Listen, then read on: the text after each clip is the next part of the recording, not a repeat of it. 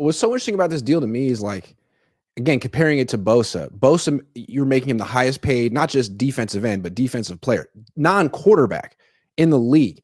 But it was still just $34 million a year. At the time, it felt like a lot. And so you can look at Brock's and be like, man, this is just so reasonable. He's not the highest paid quarterback. They met in the middle. Yeah, but it's still $265 million. That's a lot of money. And what's crazy about it is, let's look at it this way. You mentioned it's not what Dak got. Well, Josh Allen didn't even get what Dak got. I have a hard time imagining that Brock ever asked for more than $55 million a year. Because how are you going to ask for more than Josh Allen? That's my best guess. So if he compromised to the tune of $53 million a year. But then we're hearing new information from Albert Breer, well, from a lot of sources, that in fact, Purdy is going to get $55 million a year, at least for the first 3 seasons of the extension, 2026, 2027, 2028. So he kind of got what he wanted, at least in a 3-year window. It seems like the deal's a little front loaded. What do you think of that information? Well, I think we have to see how much cash is it? Like, what's the signing bonus? What is it, 100 million? I'm not sure exactly yet. We don't know yet. Let me look. Yeah. We don't know. I think that's going to be the key thing. Like, how does it affect the cap? What are the outs look like after year 3? Like, those things are really, a lot of these contracts, they look like, damn, when you first see them, and then you find out the details, and it's heavily favored towards the organization. If this contract is structured at all like Jalen Hurts, but it doesn't sound like it does with the guarantees, but that might be a big signing bonus, like $100 million signing bonus, money out of Jed's pocket, not necessarily affecting the cap. So in order to film, and part of the reason I really didn't speak on this until today is because I was hoping to see more details come out. Seems like they still haven't fully come out. Maybe they will by the end of the day, but those things are going to matter as far as how I completely judge this contract, I think. Yeah, I want to know the cap numbers because we don't know what they're going to be. But if the cap numbers are high early, like the way that the Jalen Hurts contract is structured is it's backloaded. He has a $97 million cap hit in 2029. That's a void year that allows all the other cap hits to be a lot smaller. Unlike Jordan Love, who signed his last year, he has a cap hit of $75 million in 2028. That's on the final year of his deal, and it's not guaranteed. So a lot of times they'll inflate the base salaries in the final year. Like Jordan Love's base salary in 2028 is $49 million. He's never going to get that. But they put it in the contract, and he can say, oh, I'm getting $55 million a year. But the cap number really is like 20 last year, 29 this year, 36 the year after, 44 the year after that, and then boom, 75. So it's artificially inflated to make him and his agent look better. It doesn't sound like that's what the Niners did for Brock Purdy. I mean, Albert Breer said they didn't want that because it makes them look weak. They wanted to get a heavy cash. They wanted to get a lot of money. That's the word I was looking for in the first 3 years. And they're getting more than Goff got from the Lions. And that's a big win for them. Yeah. I don't know. That's kind of, I guess the only concession that the Niners get is like, well, they can get out of it after 3 years. They can cut him after 3 years, but they're paying him a lot of money. Well, the advantage of this, and I'm trying to look at it from all sides. The advantage of this is if they front load it. I've been thinking with a lot of these 49er contracts that have been happening over the last couple of years, like which one are you going to front load? Because you're backloading everything. At some point, front loading a big contract would be a good thing for the 49ers, particularly in a year right now when you're bringing in all these rookies and you have all these young players. If you front load it now, it's going to open it up for you down the road. So maybe this is a good thing to pay him up front so they can pay some contracts when they need to down the road. I think the thing that matters is total guarantee and what do the outs look like and what do the salary cap numbers look like, which we don't have the full numbers on yet. But my overall impression is I didn't walk away thinking, wow, Niners are so stupid. Now, I think there's a question in here that it's not really being discussed, which is, if you're going to pay a quarterback kind of middle of the road money, like 10-ish money, and maybe that's what you think he is, should you even do that? right? I think that's the question. Like, should you even be paying a quarterback that you don't think is in that elite range? Like, should you even do that? Because I feel like you can find a lot of quarterbacks that can be decent, especially in this offense. And so that's the bigger question that in 2-3 years from now, we're going to look back on and discuss.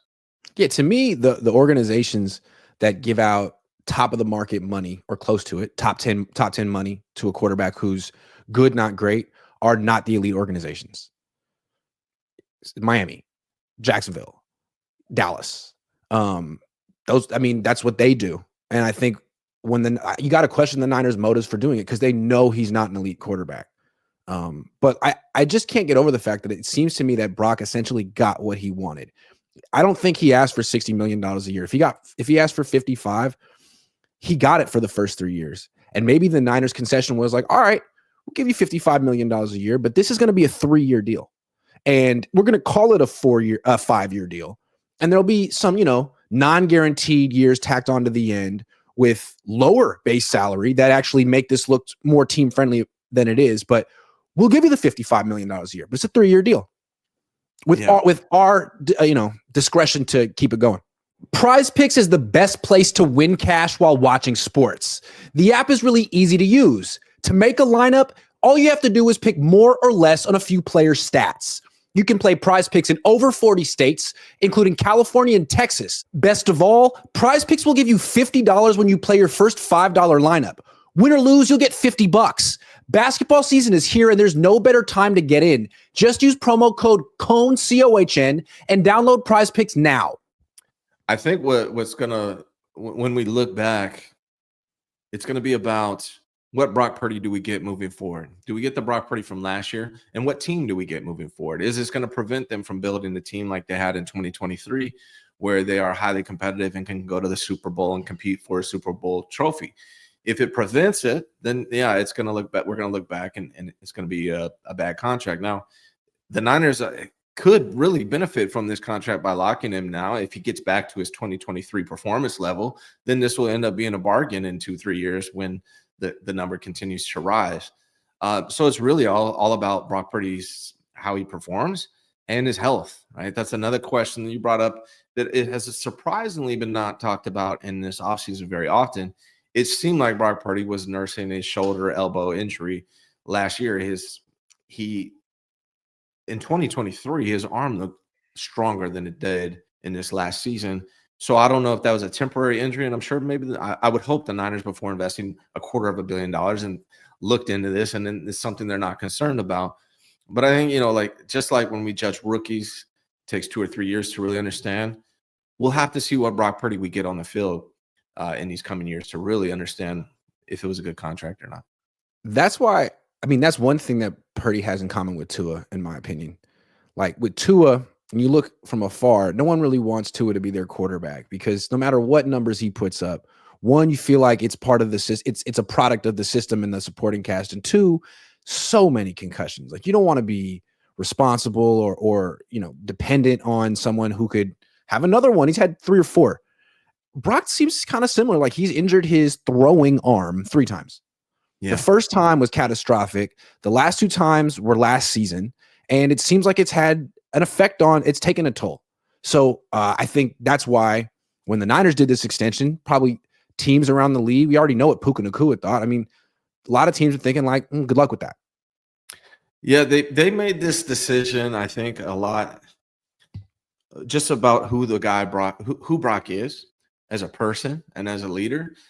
Like, because they definitely 100% could have went to Brock and played hardball and said, Brock, we will give you $45 million per year, or we want to see you play 1 more year under your existing contract. It's completely up to you which option you want to go with. We understand. And if he holds out, you play Mac Jones, and it is what it is. And you roll like that. That might have been the smarter thing to do, but that's not the best business practice necessarily.